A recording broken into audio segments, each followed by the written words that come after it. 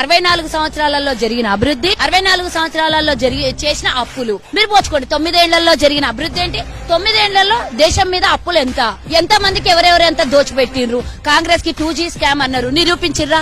దాన్ని ఓన్లీ మా మీద బదలాం లేపి ఓట్లను దన్నుకున్నారు. మీకు చరిత్ర ఏమన్నా ఉన్నదా బీజేపీకి చెప్పడానికి? కాంగ్రెస్ కి ఇంత చరిత్ర ఉన్నది, మీకేం చరిత్ర ఉన్నది? దేశానికి స్వతంత్రం తెచ్చినాము, దేశంలో గుండు సూదిగాని నుంచి ఈ రోజు అంతరిక్షంలోకి పోవడానికి కాంగ్రెస్ కారణం. నాసా అట్లాంటి సంస్థల్ని ఏర్పాటు చేసింది కాంగ్రెస్. ఈ రోజు అణుబాంబు వరకు తయారు చేసింది కాంగ్రెస్ హయాంలో. మీరేం చేసిండ్రు? మీరు తీసుకొని పోయి పుల్వామా దాడులు చేపించారు.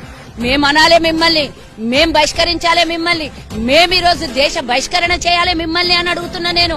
ఎందుకంటే ఆనాడు బ్రిటిష్ నిలగొట్టినాం విదేశీయులు కాబట్టి. ఈ రోజు దేశంలో ఉన్న దుర్మార్గులు మిమ్మల్ని ఏడికెళ్ళగొట్టాలి మాకు అర్థం కాక గుజరాత్ లో పోండి అంటున్నాం మేము. బిఎస్ఎన్ఎల్ నమ్ముకుంటారు, ఎల్ఐసి నమ్ముకుంటారు, రోడ్లను నమ్ముకుంటారు, రైళ్లను నమ్ముకుంటారు, ఎయిర్పోర్ట్లను నమ్ముకుంటారు, బీపీఎల్ ని నమ్ముకుంటారు, బిఎస్ఎన్ఎల్ నమ్ముకుంటారు, బ్యాంకుల్ని దోస్తారు, 12 లక్షల కోట్లు సాహా చేసేసి అప్పులు రుణాలు మాఫీ చేస్తారు. అంటే హిందువులం మేమందరం 80% మంది గుళ్లలో కూర్చొని అయ్యో బీజేపీకి అన్యాయం జరిగింది, ఆర్ఎస్ఎస్ వాళ్ళకి అన్యాయం జరిగింది, హిందూ మతం అనే మాట్లాడే వాళ్ళకి అన్యాయం జరిగింది, మేమందరం ఇక్కడ పూజలు చేయాలి, మీరు మమ్మల్ని బిచ్చపోలం చేస్తారు, వాళ్ళని 10 మందికి తీసుకొని పోయి సంపదను అంటగడతారు. చూసుకుంటే ఉట్టుకు కూర్చున్నా కొద్దీ తమాషాలు ఎక్కైనాయి.